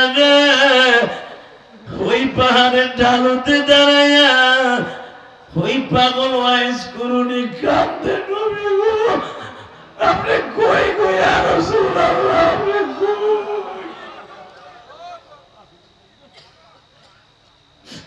আল্লাহ মাদারীপুরে তুমি তাকায়া দেখো, বাহাদুরপুরি দিওয়ানের পাগলগুলি কান্দে। এই ময়দানের মধ্যে কার যেন জনম দুঃখিনী মা গো মা, কার যেন জনম দুঃখ মিয়া বাবা নাই। এই যে আমার ছাত্র রহমাতুল্লাহ ওয়াজে আসার আগে বলেন আপনার মাদ্রাসায় আমার বাবা আপনার হাতে তুলে দিয়ে বলছিল আমার ছেলেটারে মানুষ করে দেন।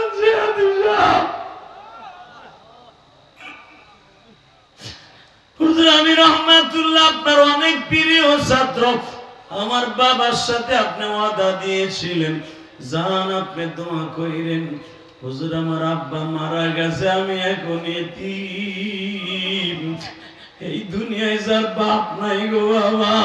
ও আর একটা কথা বলেন, হুজুর আমরা বললাম কিন্তু আমাদের সুখের মুখ আমার বাবা দেখে যাইতে পারে নাই।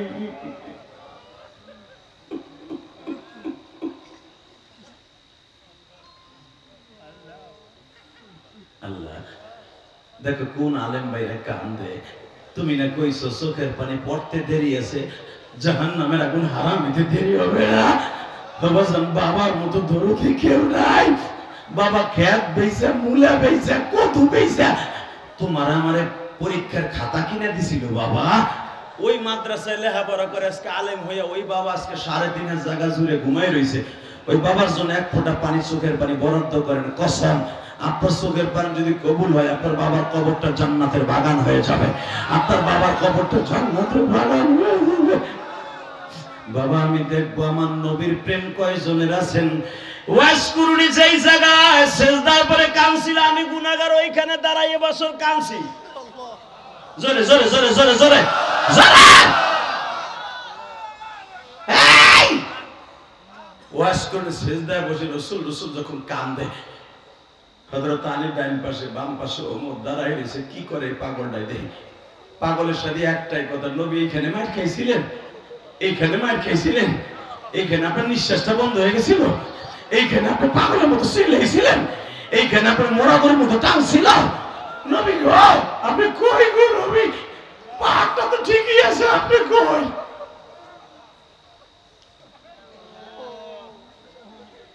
হযরত আলী বলে এইটাই হবে ওয়াজ করবি, এইটাই হবে পাগল।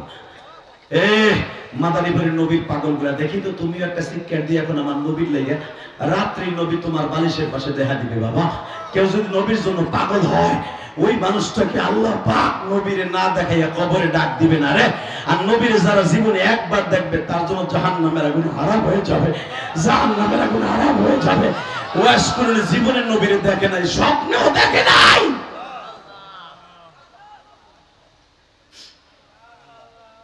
সিজদা থেকে মাথা তোলার পরে হযরত ওমর বলে, আপনার নাম কি? ওয়াইস জিলকারনি।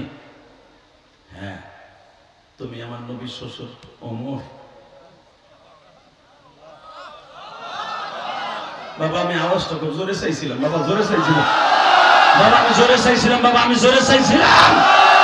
এই যুবক, এই বেটা স্যান্ডেলটা নিয়ে যাইস না, নেব এই বেটা যাইস না, আমার স্যান্ডেলটা রেখে দে, এদিকে তাকাও। জিজ্ঞেস করতেছে, তুমি আমার নবীর জামাই ওমর? নির্বিকে তাকায় রয়েছে, কি রে আপনার লোকের জীবনে আমার দেখা হয় না, আপনি কেমনে চিনলেন?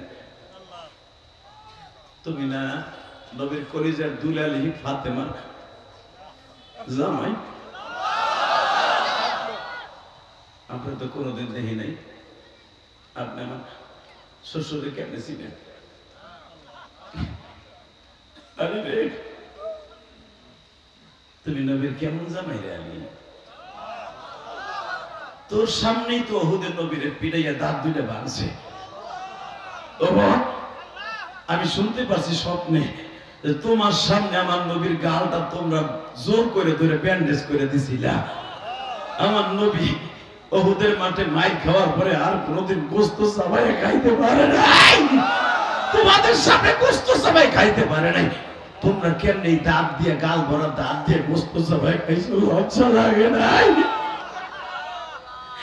এবার আমি দেখবো এই মাদারীপুর বাহাদুরপুরে নেওয়ানে বাবা কার কার ইশকের আগুন এখন ধাউ ধাউ করে জ্বলবে গো বাবা। হযরত ওমর বলে, আপনি কেমনে জানেন?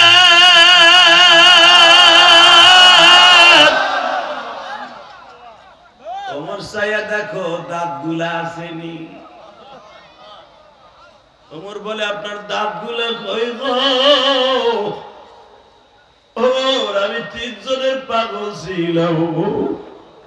1 নম্বরে আমার মওলার পাগল, 2 নম্বরে আমার প্রিয় হাবিবের পাগল, তিন নাম্বার আমি যার জন্য পাগল ছিলাম ওই লোকটাও চলে গেছে রে আমার। এই জন্য আমি তারে কবরে রাইখা হজে আসছি।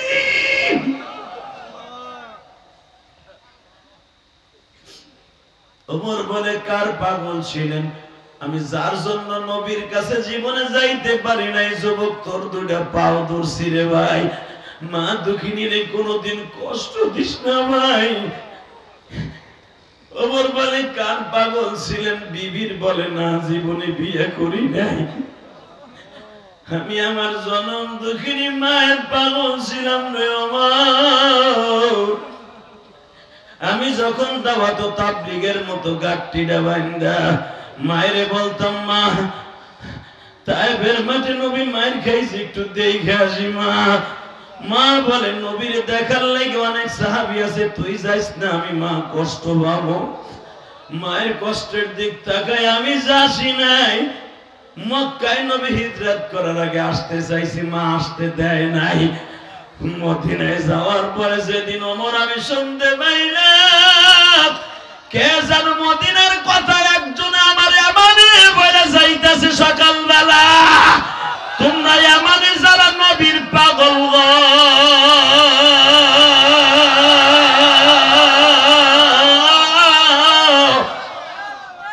তোমার নবীর দাঁত ভাঙ্গা দিছে বেঈমান মুমিন।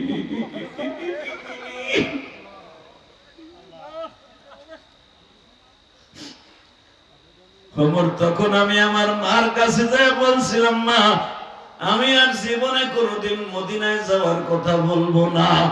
মা আমার প্রেমিকা বলে কেন যাইতে চাস না? কোন মুখ লয়ে যাবো? আমার নবীর দাঁত বলে ভাঙ্গা দিছে মা। ওমর দেখ আমার মা কত পাগল, আমারে 2.5 কেজি ওজনের একটা পাথর হাতে দিয়া কয়, তুই কি নবীরে বেশি ভালোবাসস না আমারে বেশি ভালোবাসস? আমি বললাম, মা আমি দুজনরে ভালোবাসি, আমি কাউরে ফেলতে পারবো না। আমার আল্লাহ কোরআনে বলছে, আমার আল্লাহ কোরআনে বলছে, ওয়া কাযা রাব্বুকা আল্লাহ তা'বুদু ইল্লা ইয়াহু ওয়া বিল ওয়ালিদাইনি ইহসানা। মা বাপরে ভালোবাসবো আমি আল্লাহর ইবাদতের পরে। আল্লাহর ওয়াদা তোরে ভালোবাসি মা। আবার নবী বলছে, লা ইউমিনু আহাদুকুম হাত্তা আকুনা হাব্বা ইলাইহি মিন ওয়ালিদিহি ওয়া ওয়ালাদিহি ওয়ান নাসি আজমাইন। আমি নবীরে যারা ভালোবাসবে না মা বাবার থেকে, ওয়ান নাসি আজমাইন ছেলে মেয়ে এবং পৃথিবীর মানুষের থেকে, সে মুমিন না। তা আমি দুইজনের দোষারোপ হয়ে লাভটা কি? মা তোরেও জীবন দিয়ে ভালোবাসি, নবীরেও জীবন দিয়ে ভালোবাসি। এবার আমি দেখবো নবীর আশিক কয়জন। রেডি? রেডি বাবা? ওয়াজের মা বলে, যদি দুজনকে ভালোবাসস, আমি মা আমার নবীরে আমার জীবনের সাথে বেশি ভালোবাসি। তুই আমারে যাইতে দেশটা নবীর কাছে জীবন দিয়ে ভালোবাসিস, কি এর ভালোবাসা? মক্কায় যদি আমারে ভালোবাসা থাকোস, এই পাথরটা হাতে নে, কে আমার চোখের সামনে পিড়াইয়া পিড়াইয়া তোর দাঁতগুলো ভাঙবি। জোরে জোরে জোরে জোরে জোরে জোরে জোরে জোরে জোরে জোরে জোরে। ওমর বলে, আশ্চর্য, না দেখে তোমার মা অর্ডার দিল? হ্যাঁ ওমর, আমি আমার মায়ের সামনে এক একটা বাড়ি দিয়ে এক একটা দাঁত ভাঙছি, টান দিয়ে খুলে খুলে মার কাছে দিছি।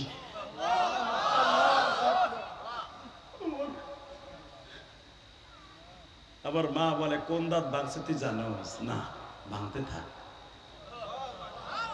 ওবার গুতাইয়া গুতাইয়া সব দাঁত গুলো ভাঙছি, ঠোঁটটারে থেতলা বানায় হেলাইছি, উপরের মারি নিচের বাড়ি থেতলা বানায় হেলাইছি, দেখ বস্তু নাই। ওমর ওমর আমার মা দাঁত গুলারে এইভাবে কাপড়ের আসলে বাইন্দা আমার মা অসুস্থ শরীরে চিল্লাইছিল আর বলছিল, নবী গো আমার ওয়াইজরে আপনার কাছে যাইতে দেই নাই, কিন্তু ভালোবাসার কমতি রাখি নাই গো নবী, ভালোবাসার কমতি রাখি নাই গো নবী।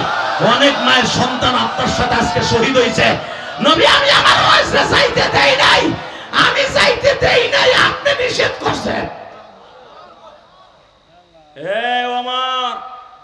আমার মায়ে যখন কইল আমি নবী বলে নিষেধ করছে, আমি বুঝতে পারলাম না আমার নবী আবার নিষেধ করলো কবে? আর আমার নবী ওয়াইজের মার কাছে আসলো কবে? আমি সেদিন বুঝছি আমার নবীর কত আশেক। ওমর বলে তোমার মা কেন জানলো? এখন কানবেন। ওয়াইজ তুই ভাবস আমি তোরে যাইতে দেই না? না তা না, যখন তুই গাঠিটা বাইন্দা নবীর কাছে রওনা দিতি, নবী আমার সামনে হাত দুটা বাড়ায় বলতো, ওয়াইজ মা তোমার ওয়াইজ যেন মদিনায় না আসে।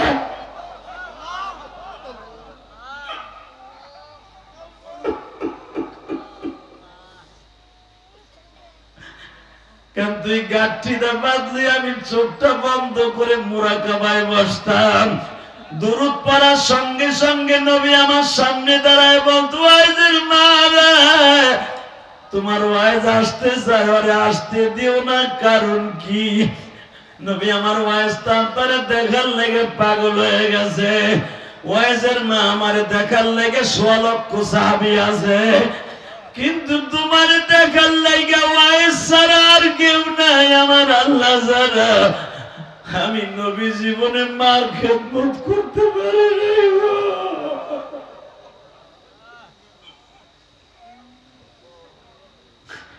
আমার মা মেনা আমারে রাইখে ওই মদিনা বুয়া বস্তিতে ঘুমায় আছে। ওয়াইজ রে, হে ওয়াইজ, আমার নবী আমার সামনে কথাগুলো যখনই বলতো আমি তোরে বাহানা দিয়ে রাইখা দিতাম। তুই যদি যাস আমি দুধের দাবি ছাড়মু না। আসলে আজ এইটা আমার মুখের কথা না, আমার নবী তোরে যাইতে দিত না। এ আমার কলিজার টুকরা যুবক ভাইরা, আমি তোমাদের দুইটা পাও ধরে বলে দিয়ে যাই, ওয়াইজের মা চোখ দুইটা বুঝলেই যদি নবীর দেখতো। ইমাম মালিক রাহমাতুল্লাহ আলাইহির মা জীবনে দুধ খাওয়াইছে বাবা, ওযু ছাড়া খাওয়ায় নাই। ইমাম মালিকের মা যখনই বিপদে পড়তো গো বাবা, চোখটা বন্ধ করে নবীরে ডাক দিত। আমি আপনাদের দুইটা পাও ধরে বলছি, মহিলা প্যান্ডেলে আমার অনেক মা আছে। ও মা, আপনার ছেলেটা যদি বাইসা থাকে গো মা, মাঝে মাঝে পোলাটারে বুকের মধ্যে নিয়ে একটা সুমা দিয়েন গো মা। হযরত, আমি তোর কাছে একটা অনুরোধ করিয়া যাই, স্কুল কলেজের থেকে যাইবার পরে মায়ের একটু কোলে লিস গো ভাই। ঢাকার থেকে 2টা কাপড় কিনে নিয়ে আইসা মার কোলের উপর রাইখা বলিস, মা তোমার সন্তান এখন কামাই শিখছে মা, এই কাপড় 2টা পরবা, আমি চাইয়া চাইয়া দেখবো আমার মা পৃথিবীর শ্রেষ্ঠ সুন্দর।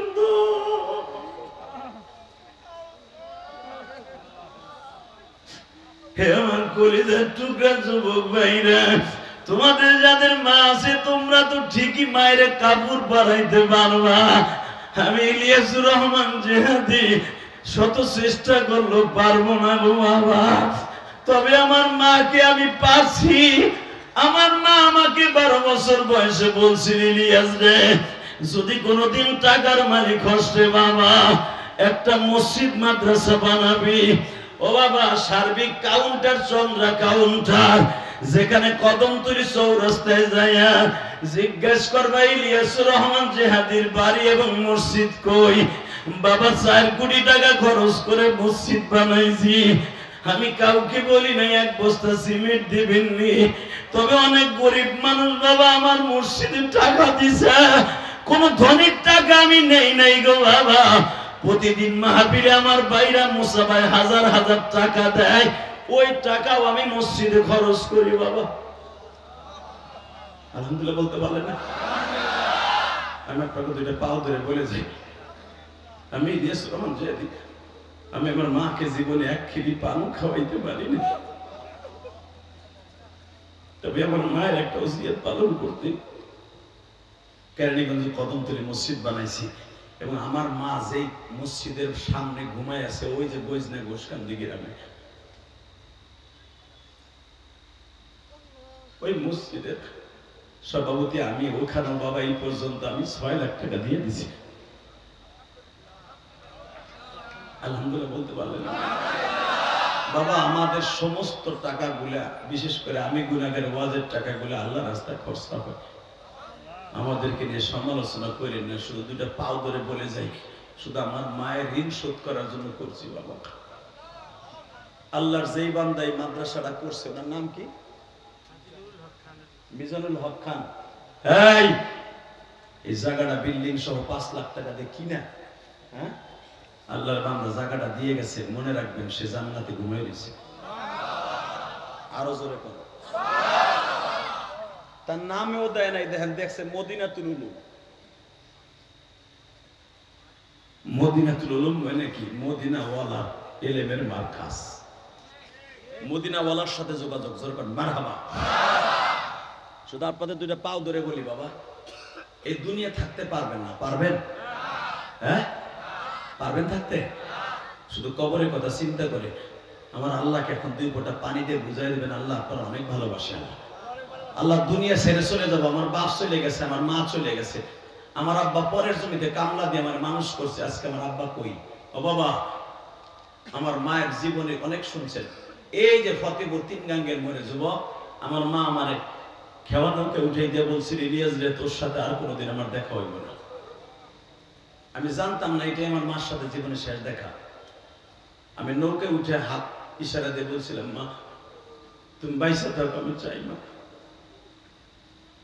কিন্তু ওই যে মার সাথে জীবনে শেষ দেখা হবে আমি জানলে জীবনও আমি অন্তত ওই যাত্রায় মাদ্রাসায় যাইতাম না। তা আমার মতো অনেকে মা হারা বাপ হারা আছেন, একটা আওয়াজ দিয়ে বলবেন জীবন যা থাক মা বাবার নামে মসজিদ মাদ্রাসায় বেশি বেশি দান করবেন। আমি আমার বাবাকে 2011 সালে হজ করেছি, আলহামদুলিল্লাহ। আমার আব্বার কাছ থেকে আমি চাইরেনা পয়সা নিইনি। আব্বারে কাবা ঘরটা ধরাবার জন্য হজের মৌসুমে আমি না গেলে আমার আব্বা ঠিক মতো রকমগুলো আদায় করতে পারবে না, এই জন্য আব্বার সাথে আমি গেছি। আমি তো 4 সাল থেকে হজে যাই। তো আমার আব্বার 11 সালে নিয়ে গেলাম, কাবা ঘরের দরজার সামনে দাঁড় করালাম। কষ্ট হইতেছে আপনাদের? এই যুবক তোর পাও ধরে ধরে বলে গেলাম তুই এই কাজটা করিস। কাবা ঘরের সামনে আমার আব্বারে খাড়া করলাম। আমার কথায় কেন কান দেন, এর পিছনে কারণ আছে তো। এটা আমার ক্রেডিট না, আমার বাবার দোয়া। আর বাবা মায়ের দোয়া যার অ্যাকাউন্টে আছে সে পৃথিবীর শ্রেষ্ঠ সন্তান, পৃথিবীর শ্রেষ্ঠ ধনী, পৃথিবীর শ্রেষ্ঠ ধনী, পৃথিবীর শ্রেষ্ঠ ধনী। কাবা ঘরের সামনে আব্বারে খাড়া করালাম, সামনের ওই দরজার সামনে দাঁড় করাইয়া আব্বারে বুকের মধ্যে চাইপে ধরলাম। আব্বা আমি ইলিয়াসকে আপনি 2টা জিনিস দেন। আমার আব্বা বাইচে আছে, জিজ্ঞেস করেন কি বাবা কি দেবো তোমারে? 1 নম্বরে আপনি আমার মায়ের মাফ করে দেবেন। আমি এই মাসলা জানি, যদি আমার আব্বা মাফ না করে কোনদিন আমার আল্লাহ আমার মাকে মাফ করবে না। রে মহিলারা, স্বামী যদি কোনোদিন মাফ না করে কোনদিন ওই স্ত্রী জান্নাতে যাবে না। আজকে সেই স্ত্রীগুলা, প্রবাসীদের স্ত্রীগুলা বেড়া এত কষ্ট করে মাথার গাম পা ফেলে কামায়, আর মগি এখানে বইয়া অন্য বেড়ার লাগে সেটিং করে। কথা বল না কেন? স্বামীর কিনা দেয়া মোবাইল দিয়ে তার নাঙের সাথে কথা কয়, গজবতার উপরে কষ্ট হইতেছে। আর মাত্র 3 মিনিট কথা কই। তো ওই যে মগাটা কই যায়, ওরা ধরলি না যদি না না কষ্ট উঠে কেমনে? আমার বাজানটা বয়ে রয়েছে, মগায় উঠে গেল কেমনে? হ্যাঁ তোকে কথা শুনবো, যতটুক পৌঁছে ততটুক ওয়াজ করবো, উঠতে গেলে লুঙ্গি টেনে ধরবি। রেডি? আল্লাহু আকবার, জোরে বন্ধ দেখি। লিল্লাহি তাকবীর। বাবা আমি পৃথিবীর 14টা দেশে গেছি, আল্লাহ আমার 14টা দেশে নিছে। এই যে সৌদি আরব যখন গেছি, এই গরমের ভিতরে যায় দেখছি বাবা ওবাজান বিশ্বাস করে 6 মাস আগে দেশে দেখেছে কোনো কাম না। মক্কা মদিনায় ফ্রি খাবার দেয় সরকার, ওইটা খায়। আর মদিনার ভিতরে বাংলাদেশ থেকে যে ব্যাগটা লয়ে গেছে ওইটা মাথায় দিয়ে ঘুমায়। আমরা তো প্রবাসী, কত মন্ত্রী আছে কামলা পেয়ে গালি দেয়, এ মন্ত্রী তুই এখন কই? তুই এখন 2 দিন পরে কামলা হয়ে যাবি। কথা বল না কেন? কিন্তু কামলা হয়েই গেছো। গরিবরে গালি দেশ বেটা, প্রবাসীদেরকে গালি দেশ কামলা কইয়া। তোরা তো চোরের মতো কামলা হবি। বাংলাদেশে যেই রাস্তা তোকে পাইবো, ওই যে সালমানের মতো দাড়ি চাচ্ছে বাঁচার লাগে, ও বাঁচতে পারছে? আল্লাহ হেফাজত করুক, জোরে আমিন। ইমান আমল ঠিক রেখে কবর যাওয়ার তৌফিক দান করো। ফাঁসির মঞ্চে ঝুলতেন রাসূলের কলিজা আঘাত করলেন কে? দাঁড়িয়ে চাইছেন।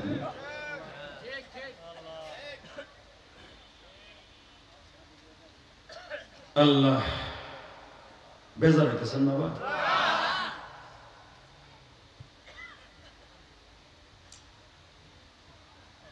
পৃথিবীতে সবচেয়ে দামি হলো মা আর বাবা। তো আমার আব্বার কাছে বললাম, আব্বা আপনি আমার মাকে মাফ করে দিবেন।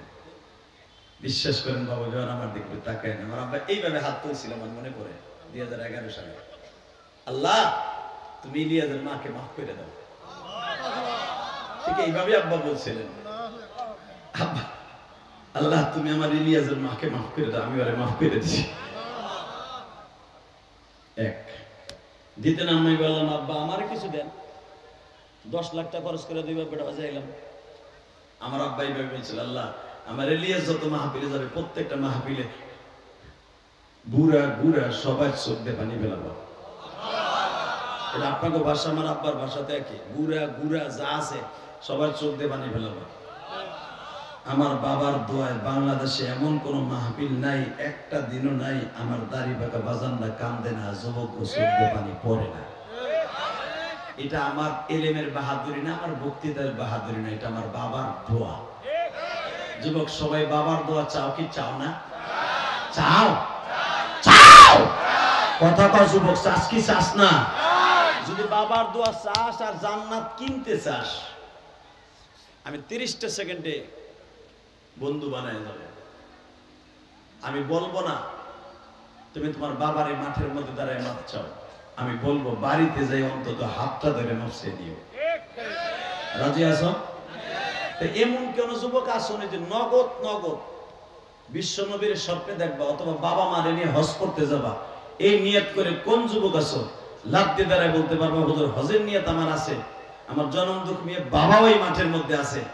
আপনি যদি লক্ষ লক্ষ বাবার সামনে হাজির সামনে বাবারে বুকে নিয়ে মাপ চেয়ে কাঁদতে পারেন, আমি শত শত বাবার সামনে কেন পারবো না আমার বাবার কাছে মাপ চাইতে? যদি এই কথাটা তুমি বলতে পারো আর দাঁড়ায় বাবার কাছে মাপ চাইতে পারো, এই মাদারীপুরের কেউ রে মাপ না করলো তোমারে মাফ করবো। তাহলে সাহস করে বলো তো কোন যুবক আছো যে বাবার কাছে মাপ চাই ভাই মাঠের মধ্যে দাঁড়ায়? দাঁড়াও তো, কে কে আছো? দাঁড়াও তো, দাঁড়াও দাঁড়াও, হে দাঁড়া, এ ছেলেগুলো দাঁড়া, কার কার বাবার মাঠের মধ্যে আছে দাঁড়াও, কার কার বাবাই মাঠের মধ্যে আছে দাঁড়াও। খালি নাবালিক বাচ্চাগুলো আছে, আর কেউ নাই? এই আর কেউ বাবা নাই? বাপরে জোরাই ধরে কাঁদতে থাকে। আর কার বাবা আছে? দাঁড়াও তো। আর কার কার বাবা আছে? ছেলেটারে নিয়ে দাঁড়ান তো, ছেলেরে নিয়ে দাঁড়ান তো, ছেলেটারে বুকের মধ্যে নিয়ে দাঁড়ান তো, ছেলেটাকে বুকের মধ্যে নিয়ে দাঁড়ান তো বাবা। সারিস না, সাইরেন না, পোলাটারে সাইরেন না, পোলাটারে বুকের মধ্যে চিল্লাইতে থাকেন আর কাঁদতে থাকেন আর বলতে থাকেন আল্লাহ আমার পোলারে আলেম বানায় দাও। ইলিয়াস রহমান জিহাদির বাবা দোয়া করছে, আমিও দোয়া করে গেলাম আমার ছেলেরা আলেম বানায় দিও। আল্লাহ আমার সেই পাগল ভাইগুলা বাবার বুকের মধ্যে মাপ চাইদেরকে ওলি বানায় দিও। এই যে আমার বাবা দাঁড়ায় আছে, সন্তানটারে খুঁজতেছে আল্লাহ। এই যুবক, তোর বাবাই মাঠে নাই, তোমার বাবা নাই, বড় ভাইটা নাই। তুমি যদি বড় ভাইটা আজকে কবরে, বাবা আজকে কবরে, বড় ভাইকে যদি বুকের মধ্যে পাও, সাইপা ধরে বড় ভাইয়ের কাছে মাপ চেয়ে নেও, কারণ বড় ভাই ছোট ভাইয়ের কাছে অনেক ঋণী। আল্লাহ যারা কান্দে এদের বাবা মাকে তুমি মাফ করে দিও। আল্লাহ এদের চোখের পানিগুলো বাবার কবরটাকে জান্নাতের টুকরা বানিয়ে দিও। আল্লাহ আমার দাড়ি পাকা বাজানরা মনে মনে ভাবতাছে, এই যে দেখো এরা মনে হয় দুটা ভাই, দেখ কেমনে কান্দে, কপাল পরে এখনো টাইম আছে, তোর বাপ নাই, দুটা ভাই বাইরে বুকের মধ্যে নে মাপছা। ভাই যখন বাইরে বাপ বুকে নিয়ে কান্দে, আল্লাহর সে আজিম থরথর করে কাঁপতে থাকে। আল্লাহ ওই সন্তানদের চোখের পানির খাতিরে বাবা মায়ের কবর আযাব মাফ করে দেয়। মহিলা প্যান্ডেলে কোনো মা নাই, মহিলা প্যান্ডেলে মা নাই যে বোনটার জড়াই ধরে কানবা, শাশুড়ির জড়াই ধরে কানবা, মায়ের বুকে নিয়ে কানবা। আল্লাহ যাদের বাবা আছে তারা বাবার কাছে মাপ চাইলো, যাদের বাবা নাই তারা কার কাছে মাপ চাইব?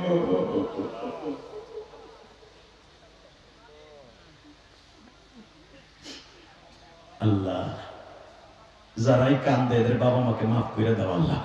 আল্লাহ এদের সন্তান গুলো গলি বানায় দাও আল্লাহ। অনেকে মনে মনে ভাবতেছে যে হাদি ভাই আপনি তো বাবার আজরাই ধরে কান্দতে বলেন, আমার তো আব্বা নাই, আমি কার কাছে বাপ যাবো?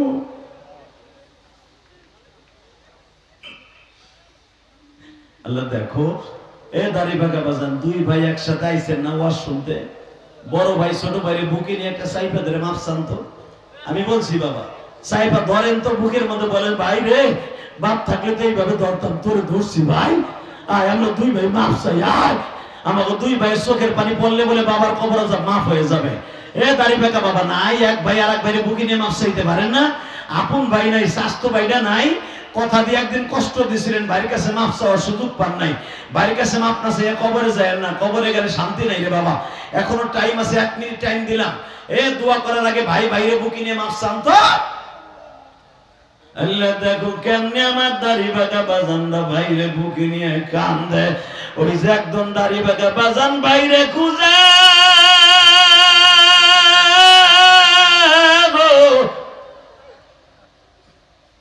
যুবক ভাই, মনের মধ্যে থেকে সব দুঃখ মুছে ফেল, বাবা মার জন্য বয়ে বয়ে কান, আল্লাহ তোদের জীবনে গুলো মাফ করে দিক। জোরে কেন আমিন, আরো জোরে বলেন আমিন। আল্লাহ আমার মতো যাদের মা নাই তার মাকে মাফ করে দিও, যাদের বাবা নাই বাবার খবরটা জান্নাতের বাবা নাই। আমার নবী সারাটা জীবন বাবা বাবা বলে কাঁদছে, আমার নবী মাঝে মাঝে বলতো উম্মতেরা রে আমি জীবনে কেউ বাপ বলে ডাকি নেই, তোদের যাদের বাপ আছে পরাণ করে বাপ পেয়ে ডাকিস। বসো, মারহাবা বলেন, আল্লাহু আকবার জোরে বলেন তো। ও বাজান আমার সাথে ওয়াদা দিবেন, রাত 9টা স্টেজে উঠছি, 30টা সেকেন্ডে, এখন রাত 10:30 বাজে, 1.5 ঘন্টা আলোচনা করার পিছনে যদি একটা কথা ভালো লাগে, শুধু একটা লোক লাভ দিয়ে দাঁড়ায় বলবেন হুজুর আমার তো বাবা নাই, এখন টাকা আছে, হালাকি আমার আব্বা যখন বেঁচে ছিল তখন আমার টাকা ছিল না, এখন আমার বাবা নাই, আমার টাকা আছে, ওই বাবার কবরটা জান্নাতের বাগান করার জন্য আমার সাথে ওয়াদা দেন, 1 ফোঁটা পানি দিয়ে মুনাজাত না করে কেউ ময়দান ছাড়বেন না। কে কে রাজি আছেন? আল্লাহকে হাত তুলে দেখাও, দেখাও। আল্লাহ দেখো বাবার জন্য কাইন্দে মার ছাড়বে, এদের বাবাকে মাফ করে দিবা। নামান হয় আমি ওয়াদা দিলাম আল্লাহ আপনার বাবাকে মাফ করে দিবে, আশা করছি ইনশাআল্লাহ। 30 সেকেন্ডে বলেন তো আল্লাহর কোন পাগল আছেন মায়ের জন্য বাবার জন্য এই এতিমখানা মাদ্রাসাটা, বাবা এই মাদ্রাসাটায় আগামী বছর কাম ধরবে, মাদ্রাসা অনেক কিছু দরকার আমি দেখলাম। একটা লোক লাভ দিয়ে দাঁড়ায় বলতে পারবেন হুজুর আমার বাবা মা নাই, আমার টাকা ছিল না একদিন, সেই সময় ছিল, এখন টাকা আছে, বাবা মা নাই, বাবা মায়ের কবরটা জান্নাতের টুকরা বানাবার জন্য এই মাদ্রাসার যখন কাম ধরবে, অথবা মাদ্রাসার এখন দরকার যা কিছু দরকার এই খরচাপাতির জন্য আমি আমার বাবা মায়ের জন্য 1 লক্ষ টাকা এই মাদ্রাসায় দিব। হুজুর আমি প্রবাসী, আমার ছেলে মেয়েকে আল্লাহ মানুষের মতো মানুষ করুক, আমার বাবা মাকে আল্লাহ কবরে মাফ করুক। একজন বলেন তো 1 লক্ষ টাকা কে দিবেন?